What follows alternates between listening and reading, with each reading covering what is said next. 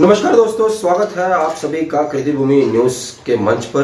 दोस्तों, इस वक्त हम मौजूद हैं ग्राम पंचायत कलसाना में, जहां पर आपको हम अभी मिलवाने जा रहे हैं। हमारे बीच में सरपंच प्रतिनिधि है ओम प्रकाश जी और इनकी जो पुत्र वधू है सुषमा, जो यहाँ से सरपंच है।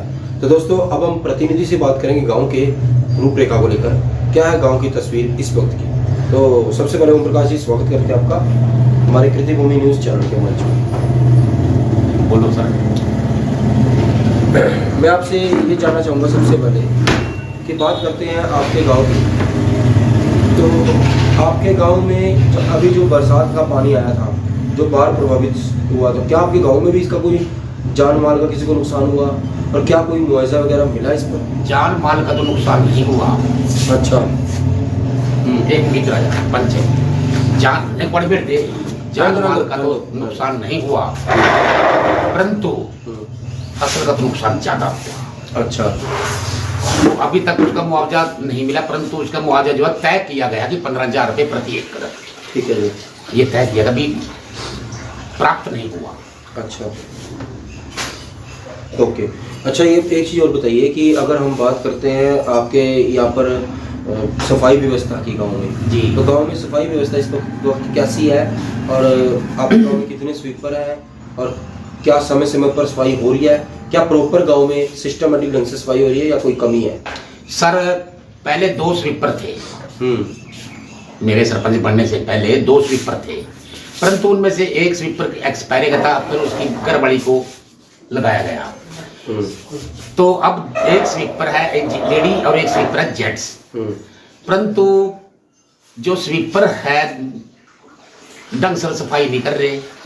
तो क्या तक मैंने उनको शेड्यूल बना कर दे रखा, सोम मंगल बुध वीर शुक्र शनि का, रविवार की छुट्टी कर रखी, परंतु अपनी मर्जी से जहां मर्जी लग जाते हैं, परंतु कहने नहीं मान रहे इस टाइम। और जो सफाई का प्रॉपर शेड्यूल है मतलब वो यूज नहीं कर रहे। अगली बात करते हैं गांव में पानी की निकासी को लेकर।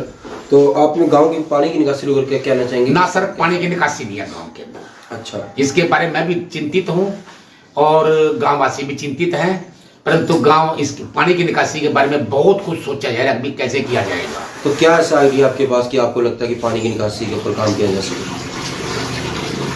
पानी की निकासी इसलिए स्पष्ट दिखाई दे रही है कि गलियों की तरफ पानी खड़ा हो जाता है, और उसको इस समस्या को रिमूव करने के लिए सभी गांववासी जो बुद्धिजीवी है, कुछ जो शरारती तत्व हैं और कुछ बुद्धिजीवी है, वो बहुत ही कोशिश कर रहे हैं कि गांव की समस्या को हल किया जाए और हो सके।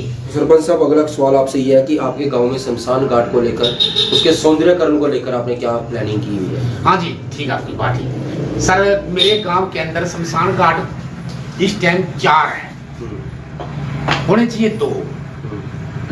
वो कैसे? एक तो है शमशान घाट, एक कब्रिस्तान।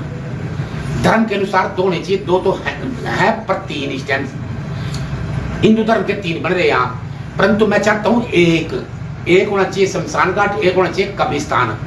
परंतु उस शमशान घाट को खत्म करने के लिए हमारे कुछ ऐसे शरारती तत्व हैं जो कि इसको खत्म नहीं होने दे रहे यहाँ, और कुछ ऐसे बुद्धिजीवी व्यक्ति हैं जो कि कहते हैं कि भी अभी एक ही शमशान घाट बनाएंगे, परंतु जो शरारती तत्व है वो होने नहीं देते।